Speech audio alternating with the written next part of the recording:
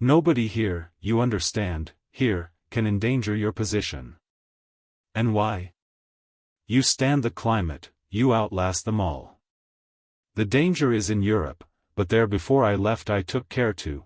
They moved off and whispered, then their voices rose again. The extraordinary series of delays is not my fault. I did my best.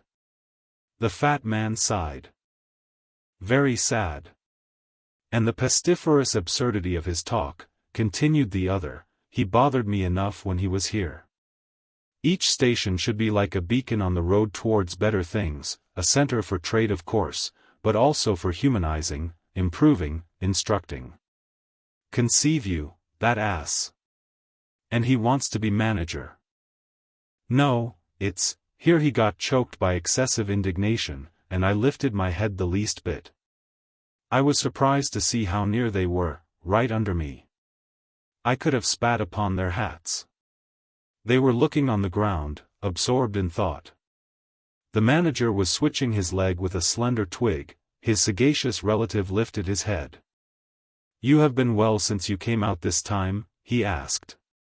The other gave a start. Who? I. Oh. Like a charm, like a charm. But the rest, oh, my goodness. All sick. They die so quick, too, that I haven't the time to send them out of the country. It's incredible. Just so, grunted the uncle. Ah. My boy, trust to this, I say, trust to this. I saw him extend his short flipper of an arm for a gesture that took in the forest, the creek, the mud, the river, seemed to beckon with a dishonoring flourish before the sunlit face of the land, a treacherous appeal to the lurking death, to the hidden evil, to the profound darkness of its heart. It was so startling that I leaped to my feet and looked back at the edge of the forest, as though I had expected an answer of some sort to that black display of confidence. You know the foolish notions that come to one sometimes. The high stillness confronted these two figures with its ominous patience, waiting for the passing away of a fantastic invasion. They swore aloud together, out of sheer fright, I believe, then pretending not to know anything of my existence, turned back to the station. The sun was low, and leaning forward side by side, they seemed to be tugging painfully uphill their two ridiculous shadows of unequal length, that trailed behind them slowly over the tall grass without bending a single blade. In a few days the El Dorado expedition went into the patient wilderness, that closed upon it as the sea closes over a diver. Long afterwards the news came that all the donkeys were dead. I know nothing as to the fate of the less valuable animals. They, no doubt, like the rest of us, found what they deserved. I did not inquire. I was then rather excited at the prospect of meeting Kurtz very soon. When I say very soon I mean it comparatively. It was just 2 months from the day we left the creek when we came to the bank below Kurtz's station. Going up that river was like traveling back to the earliest beginnings of the world, when vegetation rioted on the earth and the big trees were kings. An empty stream, a great silence, an impenetrable forest. The air was warm, thick, heavy, sluggish. There was no joy in the brilliance of sunshine. The long stretches of the waterway ran on, deserted, into the gloom of overshadowed distances. On silvery sandbanks hippos and alligators sunned themselves side by side. The broadening waters flowed through a mob of wooded islands. You lost your way on that river as you would in a desert, and butted all day long against shoals, trying to find the channel, till you thought yourself bewitched and cut off forever from everything you had known once, somewhere, far away, in another existence perhaps. There were moments when one's past came back to one, as it will sometimes when you have not a moment to spare for yourself, but it came in the shape of an unrestful and noisy dream, remembered with wonder amongst the overwhelming realities of this strange world of plants, and water, and silence. And this stillness of life did not in the least resemble a peace. It was the stillness of an implacable force brooding over an inscrutable intention. It looked at you with a vengeful aspect. I got used to it afterwards. I did not see it any more. I had no time. I had to keep guessing at the channel. I had to discern, mostly by inspiration, the signs of hidden banks. I watched for sunken stones. I was learning to clap my teeth smartly before my heart flew out, when I shaved by a fluke some infernal sly old snag that would have ripped the life out of the tin-pot steamboat and drowned all the pilgrims. I had to keep a lookout for the signs of dead wood we could cut up in the night for next day's steaming. When you have to attend to things of that sort, to the mere incidents of the surface, the reality, I tell you, fades. The inner truth is hidden, luckily. But I felt it all the same. I felt often its mysterious stillness watching me at my monkey tricks, just as it watches you fellows performing on your respective tightropes for, what is it? Half a crown a tumble. Try to be civil, Marlowe, growled a voice, and I knew there was at least one listener awake besides myself. I beg your pardon. I forgot the heartache which makes up the rest of the price. And indeed, what does the price matter, if the trick be well done? You do your tricks very well. And I didn't do badly either, since I managed not to sink that steamboat on my first trip. It's a wonder to me yet. Imagine a blindfolded man set to drive a van over a bad road. I sweated and shivered over that business considerably, I can tell you. After all, for a seaman, to scrape the bottom of the thing that's supposed to float all the time under his care is the unpardonable sin. No one may know of it, but you never forget the thump, A blow on the very heart. You remember it, you dream of it, you wake up at night and think of it, years after, and go hot and cold all over. I don't pretend to say that steamboat floated all the time. More than once she had to wade for a bit, with 20 cannibals splashing around and pushing. We had enlisted some of these chaps on the way for a crew. Fine fellows, cannibals, in their place. They were men one could work with, and I am grateful to them. And, after all, they did not eat each other before my face. They had brought along a provision of hippo meat which went rotten, and made the mystery of the wilderness stink in my nostrils. Phoo! I can sniff it now. I had the manager on board and 3 or 4 pilgrims with their staves, all complete. Sometimes we came upon a station close by the bank, clinging to the skirts of the unknown, and the white men rushing out of a tumble-down hovel, with great gestures of joy and surprise and welcome, seemed very strange, had the appearance of being held there captive by a spell. The word ivory would ring in the air for a while, and on we went again into the silence, along empty reaches, round the still bends, between the high walls of our winding way, reverberating in hollow claps the ponderous beat of the stern wheel. Trees, millions of trees, massive, immense, running up high, and at their foot, hugging the bank against the stream, crept the little begrimed steamboat, like a sluggish beetle crawling on the floor of a lofty portico. It made you feel very small, very lost, and yet it was not altogether depressing, that feeling. After all, if you were small, the grimy beetle crawled on, which was just what you wanted it to do. Where the pilgrims imagined it crawled to I don't know. To some place where they expected to get something. I bet. For me it crawled towards Kurtz, exclusively, but when the steam pipe started leaking we crawled very slow. The reaches opened before us and closed behind, as if the forest had stepped leisurely across the water to bar the way for our return. We penetrated deeper and deeper into the heart of darkness. It was very quiet there.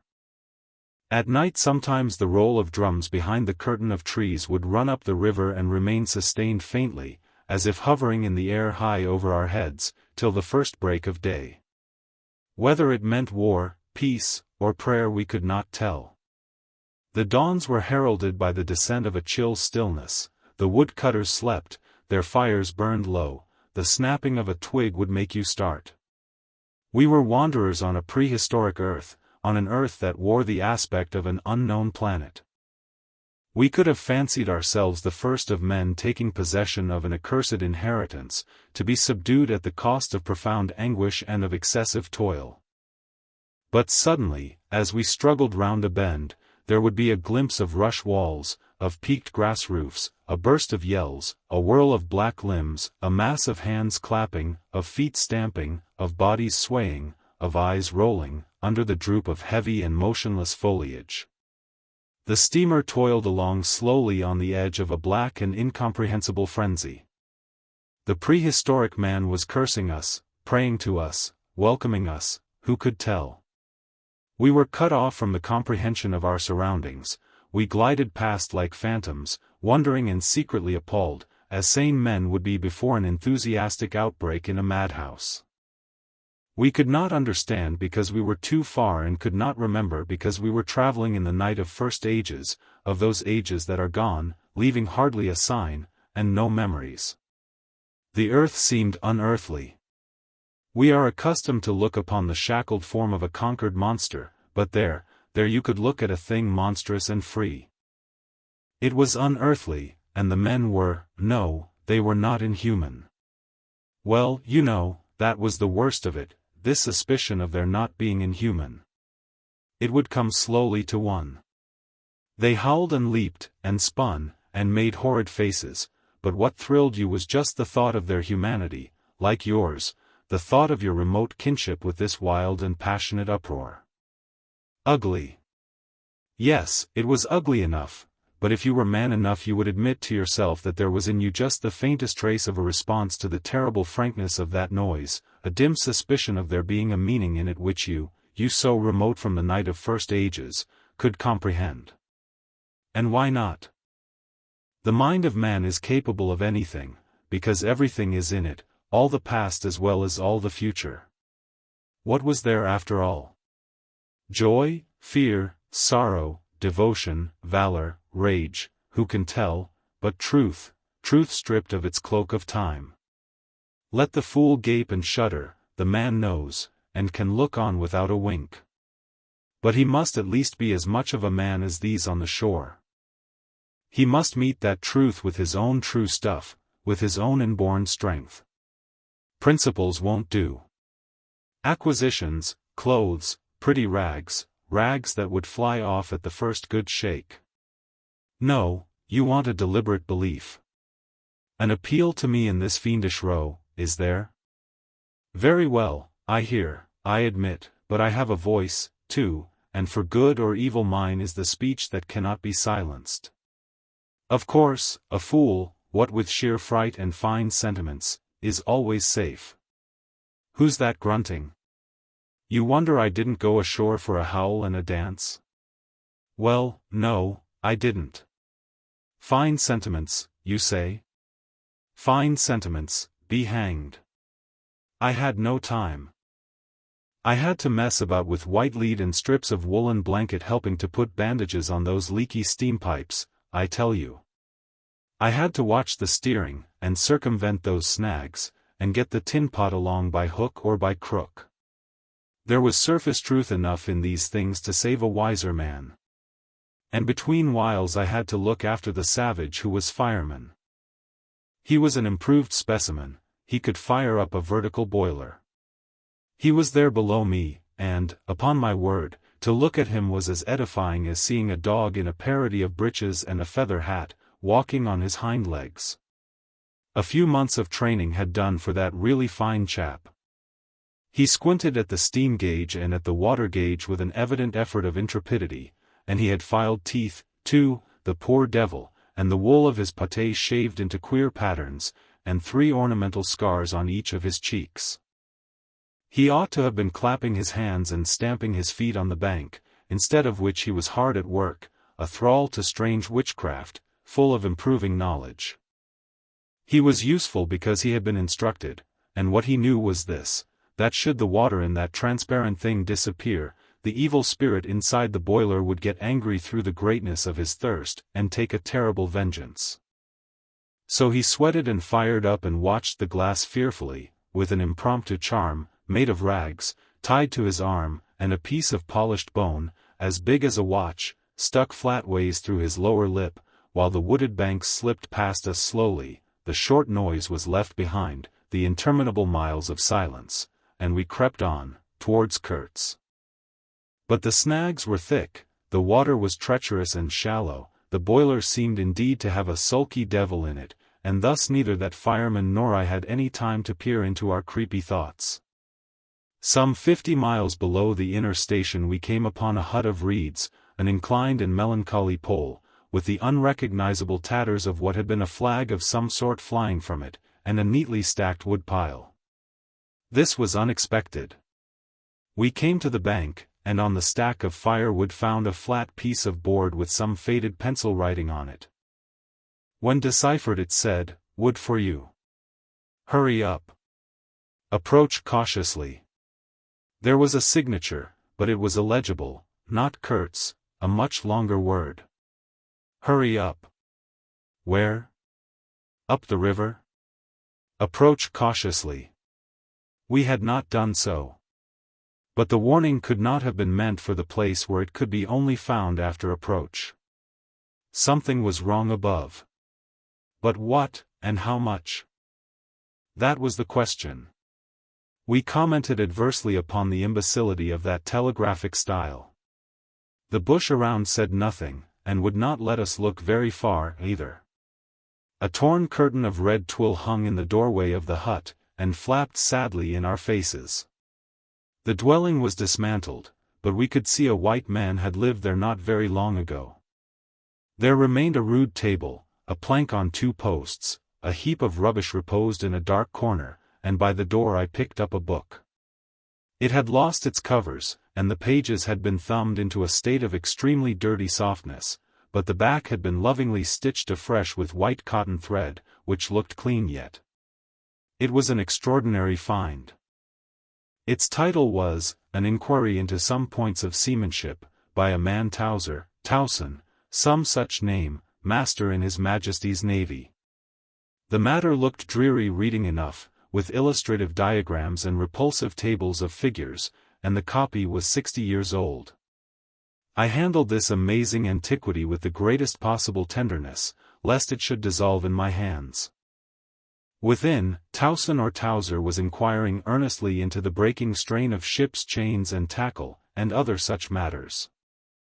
Not a very enthralling book, but at the first glance you could see there a singleness of intention, an honest concern for the right way of going to work, which made these humble pages, thought out so many years ago, luminous with another than a professional light. The simple old sailor, with his talk of chains and purchases, made me forget the jungle and the pilgrims in a delicious sensation of having come upon something unmistakably real. Such a book being there was wonderful enough, but still more astounding were the notes penciled in the margin, and plainly referring to the text. I couldn't believe my eyes. They were in cipher. Yes, it looked like cipher. Fancy a man lugging with him a book of that description into this nowhere and studying it, and making notes, in cipher at that. It was an extravagant mystery. I had been dimly aware for some time of a worrying noise, and when I lifted my eyes I saw the wood pile was gone, and the manager, aided by all the pilgrims, was shouting at me from the riverside. I slipped the book into my pocket. I assure you to leave off reading was like tearing myself away from the shelter of an old and solid friendship. I started the lame engine ahead. It must be this miserable traitor, this intruder, exclaimed the manager, looking back malevolently at the place we had left. He must be English, I said. It will not save him from getting into trouble if he is not careful, muttered the manager darkly. I observed with assumed innocence that no man was safe from trouble in this world.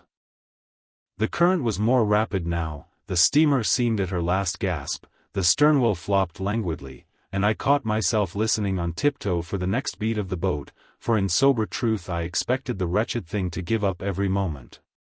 It was like watching the last flickers of a life. But still we crawled. Sometimes I would pick out a tree a little way ahead to measure our progress towards Kurtzby, but I lost it invariably before we got abreast. To keep the eyes so long on one thing was too much for human patience.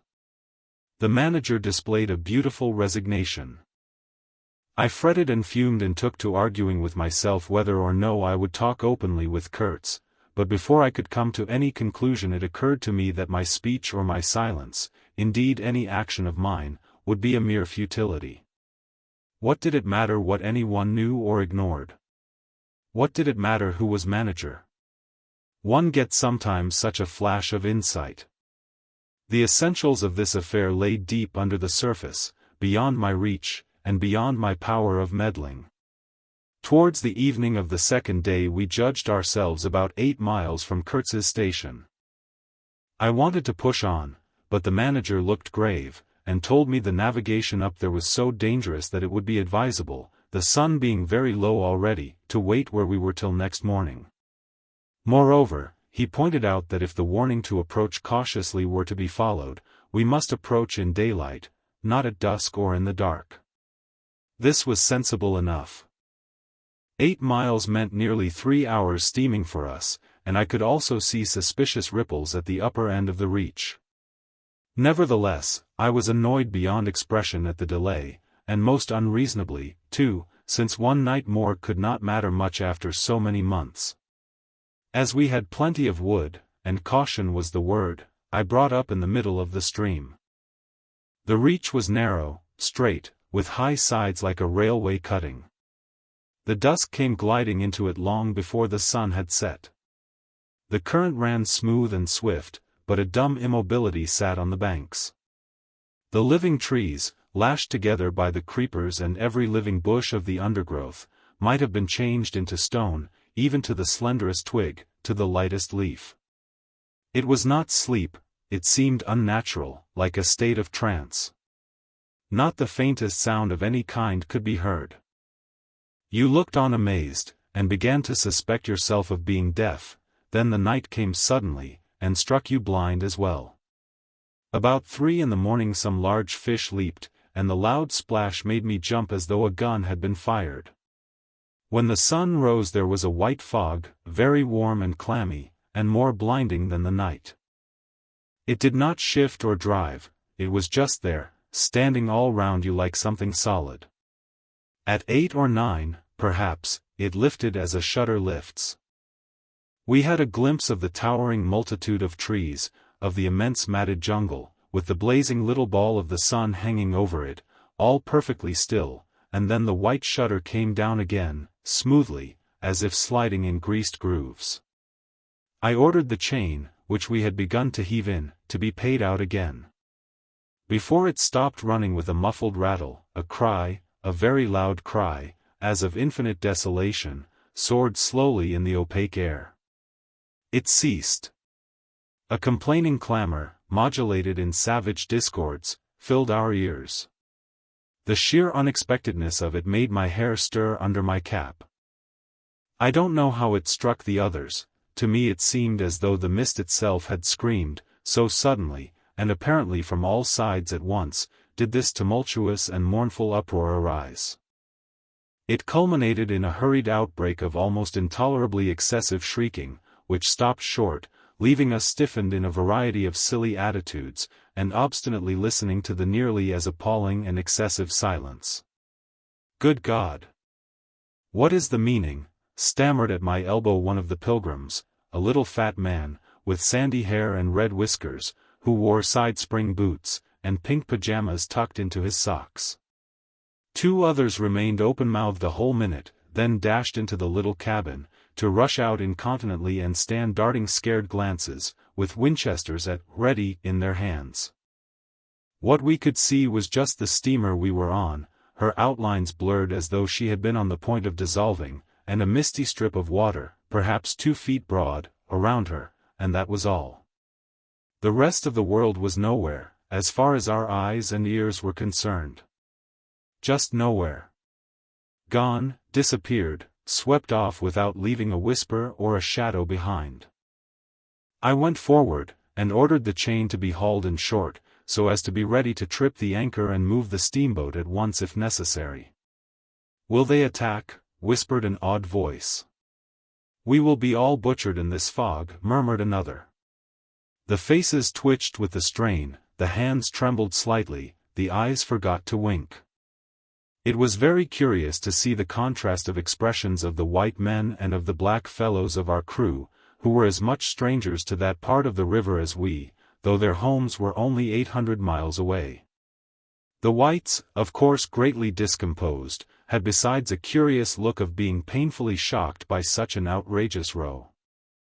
The others had an alert, naturally interested expression, but their faces were essentially quiet, even those of the one or two who grinned as they hauled at the chain. Several exchanged short, grunting phrases, which seemed to settle the matter to their satisfaction. Their headman, a young, broad-chested black, severely draped in dark blue fringed cloths, with fierce nostrils and his hair all done up artfully in oily ringlets, stood near me. "Aha!" I said, just for good fellowship's sake.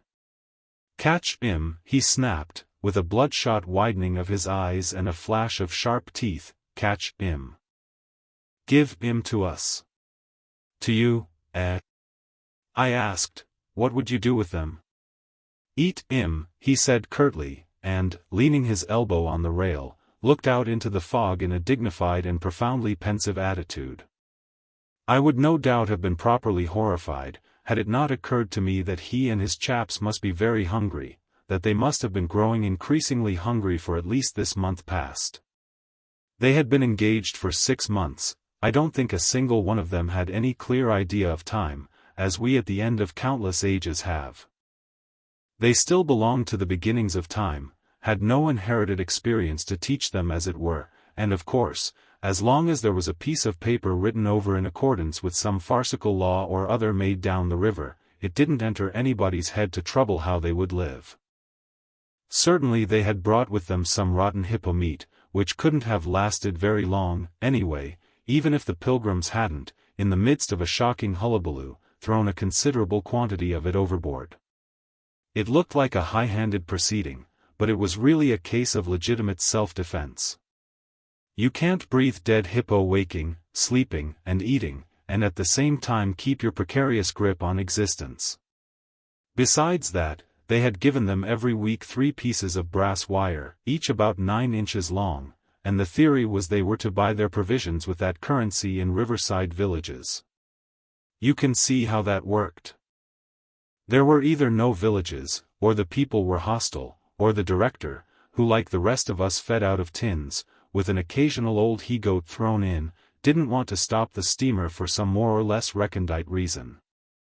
So, unless they swallowed the wire itself, or made loops of it to snare the fishes with, I don't see what good their extravagant salary could be to them.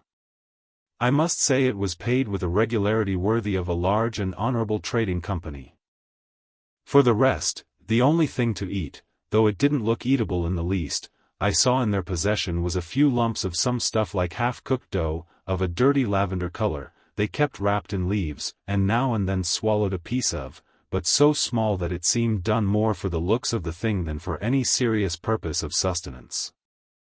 Why in the name of all the gnawing devils of hunger they didn't go for us, they were 30 to 5, and have a good tuck-in for once, amazes me now when I think of it. They were big powerful men, with not much capacity to weigh the consequences, with courage, with strength, even yet, though their skins were no longer glossy and their muscles no longer hard. And I saw that something restraining, one of those human secrets that baffle probability, had come into play there. I looked at them with a swift quickening of interest, not because it occurred to me I might be eaten by them before very long, though I own to you that just then I perceived, in a new light, as it were, how unwholesome the pilgrims looked, and I hoped, yes, I positively hoped, that my aspect was not so, what shall I say, so unappetizing. A touch of fantastic vanity which fitted well with the dream sensation that pervaded all my days at that time. Perhaps I had a little fever, too. One can't live with one's finger everlastingly on one's pulse. I had often a little fever, or a little touch of other things, the playful paw strokes of the wilderness, the preliminary trifling before the more serious onslaught which came in due course. Yes, I looked at them as you would on any human being, with a curiosity of their impulses, motives, capacities, weaknesses, when brought to the test of an inexorable physical necessity. Restraint. What possible restraint? Was it superstition, disgust, patience, fear, or some kind of primitive honor? No fear can stand up to hunger, no patience can wear it out, disgust simply does not exist where hunger is, and as to superstition, beliefs, and what you may call principles, they are less than chaff in a breeze. Don't you know the devilry of lingering starvation, its exasperating torment, its black thoughts, its somber and brooding ferocity? Well, I do. It takes a man all his inborn strength to fight hunger properly. It's really easier to face bereavement, dishonor, and the perdition of one's soul, than this kind of prolonged hunger. Sad, but true. And these chaps, too, had no earthly reason for any kind of scruple. Restraint. I would just as soon have expected restraint from a hyena prowling amongst the corpses of a battlefield. But there was the fact facing me, the fact dazzling, to be seen, like the foam on the depths of the sea, like a ripple on an unfathomable enigma, a mystery greater, when I thought of it, than the curious, inexplicable note of desperate grief in this savage clamor that had swept by us on the river bank, behind the blind whiteness of the fog. Two pilgrims were quarreling in hurried whispers as to which bank. Left. No, no, how can you? Right, right, of course. It is very serious, said the manager's voice behind me. I would be desolated if anything should happen to Mr. Kurtz before we came up. I looked at him, and had not the slightest doubt he was sincere. He was just the kind of man who would wish